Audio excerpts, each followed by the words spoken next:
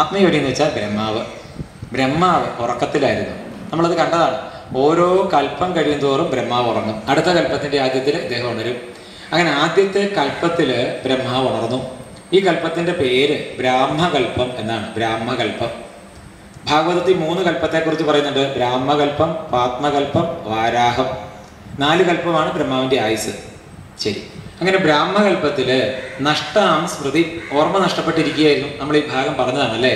ബ്രഹ്മാവ് ആദ്യത്തെ ശ്ലോകം പറഞ്ഞപ്പോൾ ഓർക്കുന്നുണ്ടല്ലോ അല്ലേ. എന്ത് ചെയ്യണം എന്നറിയാതെ ഇരുന്നു. അപ്പോഴോ തഥാ സസർജേതം അമോഘദൃഷ്ടി. അമോഘദൃഷ്ടി, ഭഗവാന്റെ മോക്ഷദൃഷ്ടി ആരിൽ പതിച്ചു? ബ്രഹ്മാവിൽ പതിച്ചു. അതോടുകൂടിയിട്ട് പ്രാഗ് വ്യവസായ ബുദ്ധി, പഴയ സൃഷ്ടികർമ്മത്തെ ഓർമ്മ വന്നു ബ്രഹ്മാവിന്. അതുവരെ അറിയില്ല. ചെറുപയർ വെള്ളം ഒഴിച്ചു വെച്ച് ഓർക്കുന്നുണ്ടല്ലോ അല്ലേ. കളഞ്ഞാതല്ല, എടുത്തു നോക്കണം. ഇരിപ്പുണ്ട് അല്ലേ. ശരി, അപ്പൊ അങ്ങനെയാണ് പറഞ്ഞത്. അപ്പൊ ബ്രഹ്മാവിന് വീണ്ടും ഓർമ്മ വന്നു എന്നാണ്. എന്ത് ചെയ്യണം എന്ന് ബ്രഹ്മാവിന് ഓർമ്മ വന്നു. അദ്ദേഹം സൃഷ്ടി ആരംഭിച്ചു. എന്നിട്ട് നമ്മളോട് എന്താ പറയാ, ഇങ്ങനെ സ്ഥിരമായിട്ട് സൃഷ്ടി നടക്കുകയും വീണ്ടും ലോകം അസ്തമിച്ചു പോവുകയും അടുത്ത കൽപ്പത്തിൽ വീണ്ടും ആരംഭിക്കുകയും ഒക്കെ ചെയ്യും. അപ്പൊ നമുക്കെന്ത് സംഭവിക്കും? ഈ ഇരിക്കുന്ന നമുക്ക് നമ്മുടെ മുക്തി മാർഗത്തെ കുറിച്ചിട്ട് പറയാണ്. സദ്യോമുക്തി, ക്രമമുക്തി എന്നുള്ളതിനെ കുറിച്ചിട്ട് പറയാണ്. നമ്മളിപ്പോൾ ഇങ്ങനെയൊക്കെ വന്നു, നമ്മുടെ സുഹൃതം കൊണ്ട് വന്നു, ഇവിടെ വരെയൊക്കെ എത്തിച്ചേർന്നു അല്ലേ.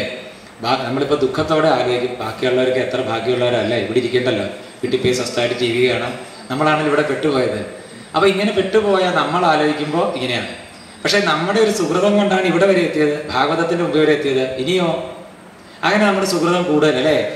സുഹൃതം ചെയ്ത് മേൽപോട്ട് പോയവർ സ്വർഗത്തിങ്കലിരുന്ന് സുഖിക്കും. ആര് പറഞ്ഞാണ്? ജ്ഞാനപ്പാന പറഞ്ഞാണ് അല്ലേ. അവിടെ ഇരുന്ന് അവിടെ സ്ഥിരമായിട്ട് ഇരുത്തുമോ?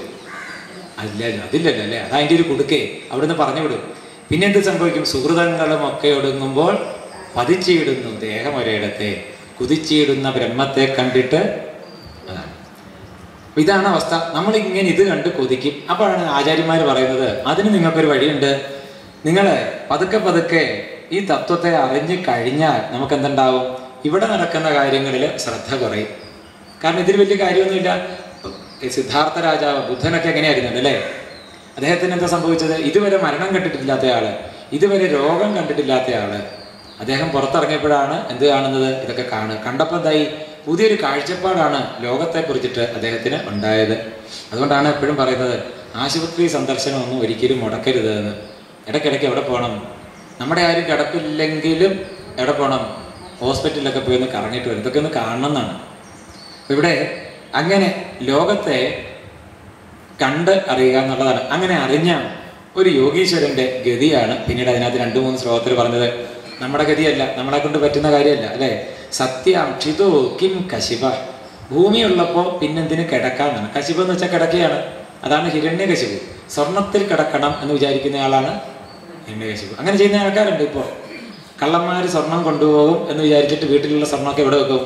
കിടക്കുന്ന കട്ടിലിനടി വെക്കും. ഇത് 2 പേർക്കാണ് അറിയാവുന്നത്, നമുക്കും കള്ളനും. ഇതെവിടെ ഇരിക്കുന്ന എന്നുള്ളതാണ്. അങ്ങനെയാണ് സ്വർണം വെക്കുന്നത്. ഹിരണ്യകശിപുക്കളാണ് പകുതി പേര്. അതാണ് ഇപ്പൊ ഒരു യോഗിയുടെ അവധൂതന്റെ ഗതിയാണ് പറയാ. ഭൂമി ഉള്ളിടത്തോളം കാലം എന്തിനെ കുറിച്ചിട്ട് ആലോചിക്കേണ്ട? കിടക്കയെ കുറിച്ചിട്ട് ആലോചിക്കേണ്ട. പ്രയാസൈഹി ബാഹോ സ്വസിദ്ധേ. 2 കൈയുള്ളത് കൊണ്ട് ഇനിയിപ്പോൾ എന്ത് വേണ്ട? ഉപബർഹണി. ഉപബർഹണം എന്ന് വെച്ചാൽ തലേണയാണ്. പറഞ്ഞു പഠിച്ചാൽ മതി. വീട്ടിൽ ചെന്നിട്ട് അപ്പം എന്ത് പറയണം? ഇനിയിപ്പോൾ തലേണയ്ക്ക് പകരം എന്ത് വാക്ക് ഉപയോഗിക്കണം? ഉപബർഹണം. അങ്ങനെയാണ് സംസ്കൃതം പഠിക്കുക. പറഞ്ഞിട്ടല്ലേ പഠിക്കുക. ഉപബർഹണം. തലേണയുള്ള വേണ്ടാന്നാണ്. എന്തുള്ളപ്പോ? കൈയുള്ളത് കൊണ്ടാണ്. സത്യ അഞ്ചലു എന്നാണ്. സതി അഞ്ചലു. അഞ്ചലു എന്ന് വെച്ചാൽ കൈയാണ്. ഈ കൈ ഇങ്ങനെ പിടിച്ചാൽ എത്ര ഭക്ഷണം കൊള്ളുമോ അത് മതി ഒരു ദിവസത്തേക്ക്. എത്ര തവണയാണെന്നാണ് ചോദിച്ചത്? 1 തവണയെന്നാണ് പറഞ്ഞത്. ഒറ്റ തവണത്തെ കാര്യമാണ് പറഞ്ഞത്. ശരി, ഇതിനകത്ത് കൊള്ളുന്ന ഭക്ഷണം 1 തവണ കഴിച്ചാൽ മതി, 1 ദിവസം കഴിച്ചാൽ മതി എന്നാണ് പറഞ്ഞത്. അതുകൊണ്ടാണ് ഈ അഞ്ജലി ഉള്ളപ്പോൾ പിന്നെ എന്തന്വേഷിക്കേണ്ട? പിന്നെ അന്നപാത്രം, ഗുരുധ അന്നപാത്രം, പിന്നെ ഒരു അന്നപാത്രം വേണ്ടെന്നാണ്. പിന്നെയോ ദിക് വൽക്കലാതു. ദിക്കുകൾ, വൽക്കലങ്ങൾ, മരൂരിയൊക്കെ ഉള്ളപ്പോൾ പിന്നെ സതിക്കും ദുകൂലയ്ക്കും വസ്ത്രം പിന്നെ വേണ്ടല്ലോ എന്നാണ്. ഇത് നമ്മുടെ മാർഗമല്ല. നോക്കൂ, വസ്ത്രം ഇല്ലാതെ ദിഗംബരനായിട്ട് നടക്കാൻ പറ്റില്ലെങ്കിൽ മരൂരിയൊക്കെ കിട്ടുമല്ലോ, അതെടുത്ത് ധരിച്ചാൽ പോലെ എന്നാണ്. ഇത്രയും പറഞ്ഞിട്ട് അതും നിങ്ങൾക്ക് ബുദ്ധിമുട്ടാണെങ്കിൽ അടുത്ത വരി പറയാണ്, ചീരാണിക്കും പതിന സന്ധി. ചീരാണെന്ന് വെച്ചാൽ പഴയ വസ്ത്രങ്ങളാണ്. ആൾക്കാർ ഉപേക്ഷിച്ചിട്ട് പോയ പഴയ വസ്ത്രമൊക്കെ വഴി കിടപ്പുണ്ടായിരിക്കും. അതുപോലെ എന്നാണ്. ചീരാണി കിം പതി, വഴിയിലൊക്കെ കിടപ്പുണ്ടായിരിക്കുമല്ലോ എന്നാണ്. അതുകൊണ്ട് ദിശന്തി ഭിക്ഷ നൈവാംഘ്രിപ നൈവ അംഘ്രിപ എന്നാണ്. വൃക്ഷങ്ങൾ ഒക്കെ ഉള്ളിടത്തോളം കാലം എന്തിൻ്റെ ആവശ്യമില്ല, ഭിക്ഷ പോലും വേണ്ടാന്നാണ്, പഴമൊക്കെ കിട്ടുമെന്നാണ്. അപ്പോൾ ആരോടും ഭിക്ഷ ചോദിക്കണ്ട, എന്തുള്ളപ്പോൾ പഴങ്ങളൊക്കെ ഉള്ളപ്പോൾ എന്നാണ്. ഇനിയോ പരവൃത സരിതോപ്യ ശുഷ്യൻ, നദികളൊക്കെ വറ്റിപ്പോയോന്നാണ്. ഇങ്ങനെ വെള്ളം തായോ എന്ന് പറഞ്ഞ് നടക്കുന്ന ആരോ നടന്ന് കണ്ടു കാണും. അതുകൊണ്ടാണ് വ്യാസൻ എന്ന് പറഞ്ഞത്, നദികളൊക്കെ ഉണ്ടല്ലോ, പിന്നെ അവിടെ പോയി വെള്ളം കുടിച്ചാൽ പോലെന്നാണ്. നമ്മളെന്തായാലും ആ കാര്യത്തിൽ രക്ഷപ്പെട്ടു. നദികളെന്ന് പോട്ടെ, കിണറ്റിൽ നിന്ന് പോലും ഇങ്ങനെ ഒഴിച്ചിട്ട് ഇങ്ങനെ കുടിച്ച് പരിചയമുണ്ടോ? ഇപ്പോൾ കുട്ടികൾ ആരെങ്കിലും ചെയ്യുമോ? ഇപ്പം തൊട്ടി കമത്തി ഇങ്ങനെ വെള്ളം ഒഴി കുടിക്കുന്നുണ്ടോ? കുടിക്കില്ല അല്ലേ? അതൊക്കെ നിർത്തി പരിപാടി. ഒരു തരി വെള്ളം. സത്യത്തിൽ ഇതൊക്കെ ഓർക്കേണ്ടത്, നമ്മുടെ പൂർവികർ നമുക്ക് തന്ന സൗഭാഗ്യങ്ങൾ ഇപ്പം അനുഭവിക്കുകയല്ല. സത്യത്തിൽ അങ്ങനെയാണ് നമ്മൾ വിചാരിച്ചിരിക്കുന്നത്. നമ്മുടെ കുട്ടികൾക്ക് അനുഭവിക്കാനുള്ളത് അവരുടെ നിന്ന് കടം മേടിച്ച് കുടിച്ചു തീർക്കുകയാണ്. നല്ല വായു വെള്ളമൊക്കെ ആർക്ക് അനുഭവിക്കാനുള്ളതായിരുന്നു? നമ്മുടെ കുട്ടികൾക്കുള്ളതായിരുന്നു. അതൊക്കെ ഇപ്പോഴേ ആര് തീർക്കുകയാണ്? നമ്മൾ തീർക്കുകയാണ്. അല്ലാണ്ട് നമ്മുടെ പൂർവികർ തന്നൊക്കെ പണ്ടേ തീർത്ത്. ഇതാണ് അവസ്ഥ. ഇത് ഓർക്കാൻ വേണ്ടിയിട്ടാണ് ഇവിടെ ഓർമ്മിപ്പിച്ചത്. ഗുഹകളുള്ളപ്പോൾ പിന്നെ എന്തിനാണ് വീടുണ്ടാക്കുന്നതെന്നാണ്. രുദ്ധ ഗുഹ കിം അജിതോവതിനോ ഉപസന്നാനാണ്. അപ്പോൾ ഇവിടെ ഗുഹകളുള്ളതുകൊണ്ട് എന്ത് വേണ്ട? വേറെ വീടൊന്നും അന്വേഷിക്കുകയും വേണ്ട. ഇനിയോ പിന്നെ എന്തിനാണ്? കസ്മാത് ഭജന്തി കവയോ ധന ദുർമദാൻ ധാൻ. കവയഹ എന്ന് വെച്ച് കഴിഞ്ഞാൽ ബുദ്ധിമാന്മാര്. പിന്നെ എന്തിനാണ് ഈ സ്വത്ത് കൊണ്ടും ഒക്കെ അന്ധന്മാരായിട്ടുള്ള ധനികരുടെ അടുത്ത് നിന്ന് ചോദിക്കുന്നതെന്നാണ്. ഇത് അവധൂതന്മാരുടെ ഒരു ഗതി പറഞ്ഞു വെച്ചതാണ്. ഇങ്ങനെയൊക്കെ എന്ന് വെച്ചാൽ നമ്മളാണെങ്കിലും മനസ്സുകൊണ്ട് എന്ത് ഗതി നിലയുണ്ടാക്കിക്കോണം ഈ മാർഗം. കാരണം എന്താ? ഭഗവാൻ നമുക്ക് വേണ്ടിയിട്ട് നമ്മളെക്കാൾ കാരുണ്യത്തോടെ എല്ലാം ഇവിടെ ചെയ്തു വെച്ചിട്ടുണ്ട് അല്ലേ? നമുക്കതിനെക്കുറിച്ച് മനസ്സിലാവാത്തത് കൊണ്ടാണ്. ഒരു കവി പറയുന്നുണ്ട്, നമ്മൾ ജനിക്കും മുമ്പ് തന്നെ നമ്മുടെ അമ്മയുടെ മാറിടത്തിൽ മുലപ്പാൽ വന്നു എന്നാണ്. അമ്മമാർ പോലും അറിയുന്നില്ല അല്ലേ? അപ്പോൾ നമ്മൾ ജനിക്കുന്നതിന് മുമ്പ് എന്ത് റെഡിയാക്കിയിട്ടുണ്ട്? ഇത് റെഡിയാക്കിയിട്ടുണ്ട്. ആരാണ് ഇത് റെഡിയാക്കിയത്? ഭഗവാനാണ്. അമ്മമാർക്ക് ഇതിൽ യാതൊരു റോളും ഇല്ല. വളരെ കൃത്യമായിട്ട് അതവിടെ എത്തിച്ചു എന്നുള്ളതാണ്. അപ്പോൾ പിന്നെ ഇത്ര ശ്രദ്ധ നമ്മളെ കുറിച്ചിട്ടുള്ള ഭഗവാനുള്ളപ്പോൾ പിന്നെ എന്തിനാണ് നമ്മൾ ഇങ്ങനെ അല്ലേ അത് കൂട്ടി വെക്കുക ഇത് കൂട്ടി വെക്കുക എന്നുള്ള ചിന്തിക്കുന്നത്? ഇങ്ങനെ എന്ത് വേണം? കൂട്ടിവെച്ചിരുന്ന വസ്തുക്കളിൽ നിന്നും കണ്ടുപഴകിയ ചിന്താഗതിയിൽ നിന്നും മനസ്സിനെ വിടുവിച്ചിട്ട് ആരിലോട്ട് ഉറയ്ക്കണം? ഒരാൾ എന്നൊരാളിലോട്ട് ഉറയ്ക്കണം, ഭഗവാനിലോട്ട് ഉറയ്ക്കണം എന്നാണ്. അതിനെന്ത് വേണം? സ്ഥൂല രൂപത്തിൽ ഒരു വർണ്ണന ആദ്യം ചെയ്തു നമ്മൾ വിശ്വരൂപിയായിട്ട്. അത് നമ്മുടെ ബുദ്ധിക്കും മനസ്സിനും ഉൾക്കൊള്ളാൻ പറ്റുന്നുണ്ടോ എന്ന് ആദ്യം നോക്കുക, ഭഗവാനെ മനസ്സിലാക്കാൻ. സ്ഥൂല വർണ്ണന പറ്റിയില്ലെങ്കിൽ എന്ത് ചെയ്യാം? നമുക്കിഷ്ടമുള്ള ഒരു രൂപത്തിലോട്ട് ചുരുക്കാം. തിരുമേനിമാരൊക്കെ ക്ഷേത്രത്തിൽ പൂജ കഴിക്കുന്ന സമയത്ത് അവർ പൂജിക്കുകയും ഒക്കെ ചെയ്യുന്നത് ആരെയാണ്?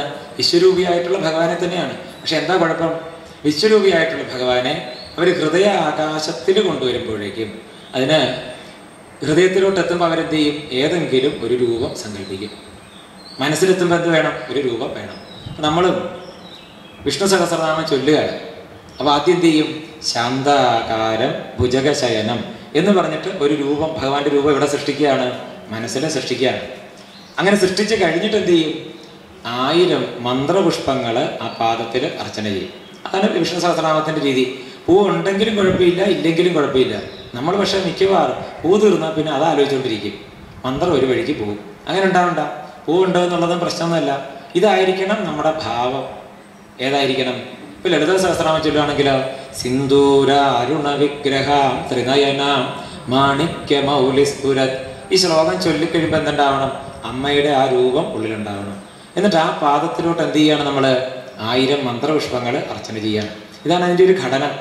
അപ്പോൾ ഒരു രൂപനിർമ്മാണവും അതിൻ്റെ പുറകിൽ നിരന്തരമായിട്ട് ഒന്നിന് പുറകെ ഒന്നായിട്ട് മനസ്സങ്ങോട്ട് ഒഴുകുകയാണ്, അമ്മയുടെ പാദത്തിലോട്ട് ഒഴുകുകയാണ്. ഇത് പറ്റുന്നില്ലെങ്കിൽ ചെയ്യാണ്ടിരിക്കും എന്നാണ് ഞാൻ പറയാറുള്ളത്. പലപ്പോഴും ഈ എല്ലാം അറിയാമല്ലേ? വിഷ്ണു സഹസ്രനാമം ലളിത സഹസ്രനാമം ഒക്കെ കാണാതെ അറിയാമല്ലോ അല്ലേ? പലപ്പോഴും അത്ഭുതമാണ്. ചിലരൊക്കെ വിഷ്ണു സഹസ്രനാമം ചൊല്ലി തുടങ്ങിയാൽ തീരുമ്പോൾ ലളിത സഹസ്രനാമാകും. ഇനി ലളിത സഹസ്രനാമം തുടങ്ങിയാൽ തീരുമ്പോൾ വിഷ്ണു സഹസ്രനാമാകും. 20 മിനിറ്റ് കൊണ്ട് തീരാവുന്ന വിഷ്ണു സഹസ്രനാമം ചിലപ്പോൾ തീരലേ ഉണ്ടാവില്ല. കാരണം ഈ സമാന പദങ്ങളുള്ളതുകൊണ്ട് അന്തമില്ലാണ്ട് ചൊല്ലലാണ്. ഇനി ചിലപ്പോൾ 5 മിനിറ്റ് കൊണ്ട് തീരും. തുടങ്ങി കുറച്ചേ അപ്പോഴത്തേക്ക് ജഗൃത അവിടെ എത്തിയെന്നാണ് സംഭവം.